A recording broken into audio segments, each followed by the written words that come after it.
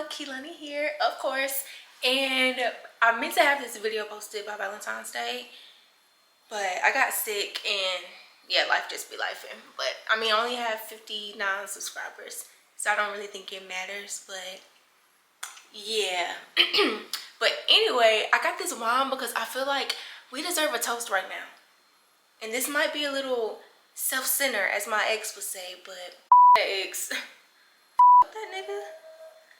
So I'm celebrating my Valentine's Day with some wine because I'm just so grateful to be in the headspace that I'm in right now. Like, I don't have any attachments to nothing or nobody. Bitch, I'm so happy with where I am that I could break out in a dance routine right now.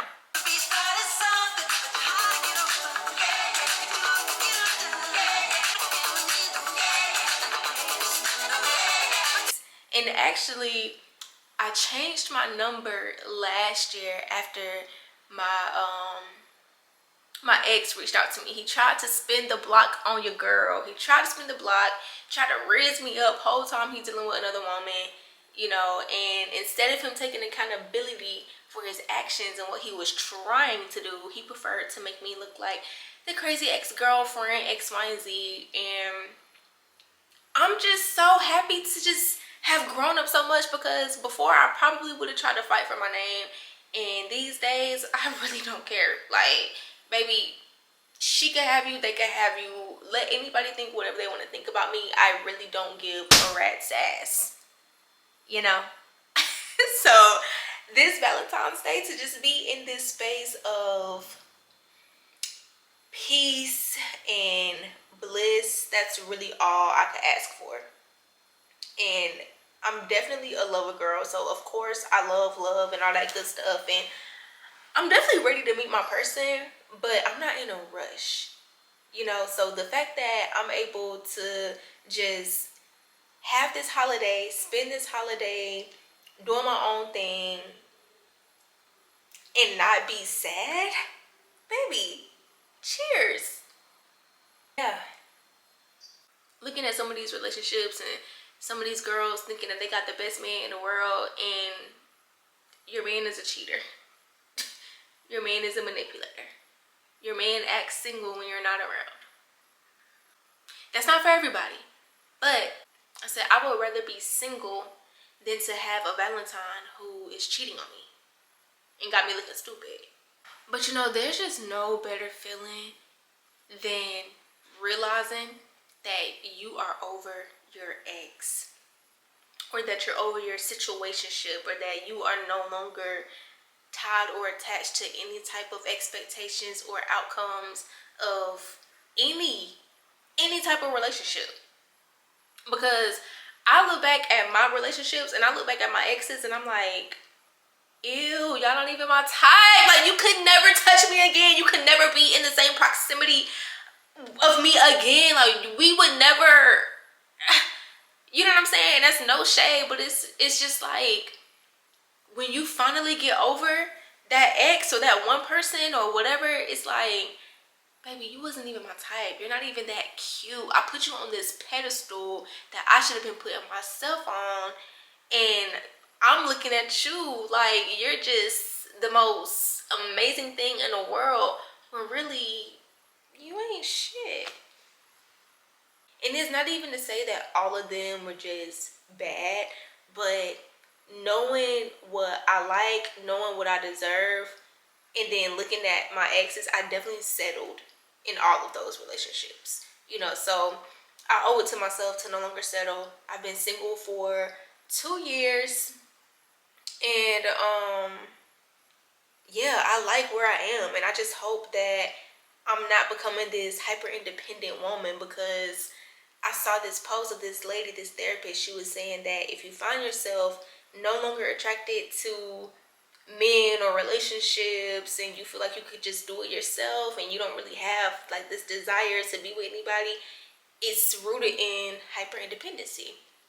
Which, of course, right now, if I'm hyper independent, I don't mind it because I feel amazing. But I guess later on down the future, maybe it could be harmful. I don't know. Nah, probably not. And I also want to add that if you're going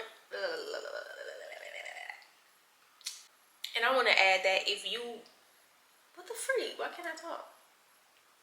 And I want to add that if you're going through a breakup this Valentine's Day, please understand that if that person was meant to be with you, y'all would be together. Y'all broke up for a reason.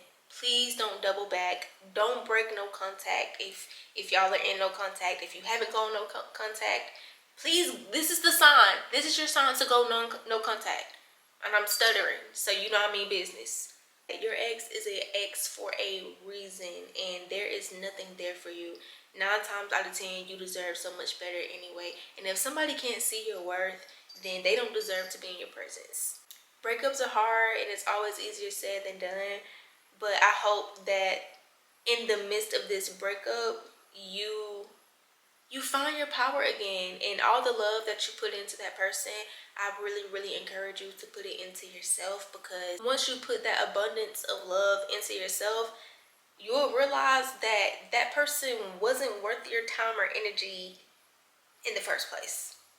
That ex is not as good as it gets. If that ex was for you, they would still be here. And because they're not, that means that you've just created a pathway to meet your person, your forever person, your God-ordained person, and all that jazz. You're giving that person way too much power in your life. The person for you will not have you in confusion, will not have you in the middle of chaos, will not make you feel unworthy, insecure, or as if you're asking for too much. I saw a post that this guy made saying that you don't miss your ex, you just miss the experiences. And your ego is probably damaged because you trying to figure out, like, how could you not want me? Knowing that you don't even want that person, or knowing that you deserve better in the first place. And I really related to that because there was a time where I felt like I missed my ex, and really I just missed the moments that we shared. But when I wrote things down on paper and I could see visually the pros and the cons, I was like, wait a minute, this person is not for me. I don't miss the person, I just miss the feelings that I got, or the experiences that I got out of that. Because, you know, we could travel together and we talk on the phone all night and this and that. You know what I mean? Those are things that feel good and kind of fuel the dopamine, as I guess you could say, you know. But when you really dissect the person in the relationship, you realize that that person is not for you for real. If you got to have all these really cool experiences with this person who is not your person, imagine how much more grand it's going to be when you do meet your person and you're experiencing that times 10. That's what you want.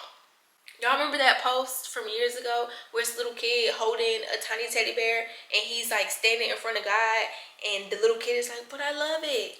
And God is trying to take the small teddy bear because behind his back he has a big teddy bear. And God is like, trust me. You got to trust me. I got something better for you. That's really what it is. That's how you have to go into these situations. There is something better out there for you. And I want you to have the best. It may suck right now. It may not make sense right now. And that's okay. Cry about it. Be upset.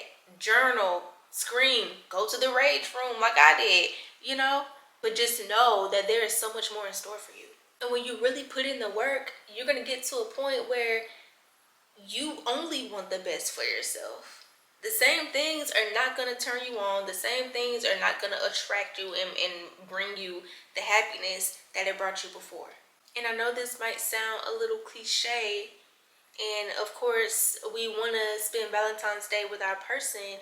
But if you have family and friends around that you love, I don't think there's anything wrong with spending it with them. I have enjoyed my Valentine's Day spending it with my sister and with my best friend and just being in my own solitude. The greatest love that I've received thus far out of the entirety of my life has come from my family and my friends. Granted, I know it's not the romantic, intimate type of love, but the undying love that my circle has for me and I have for them is truly unmatched. And I'm not gonna settle for some mediocre romantic love. If someone is going to come into my life romantically, they have to top the love that I receive from my family and friends.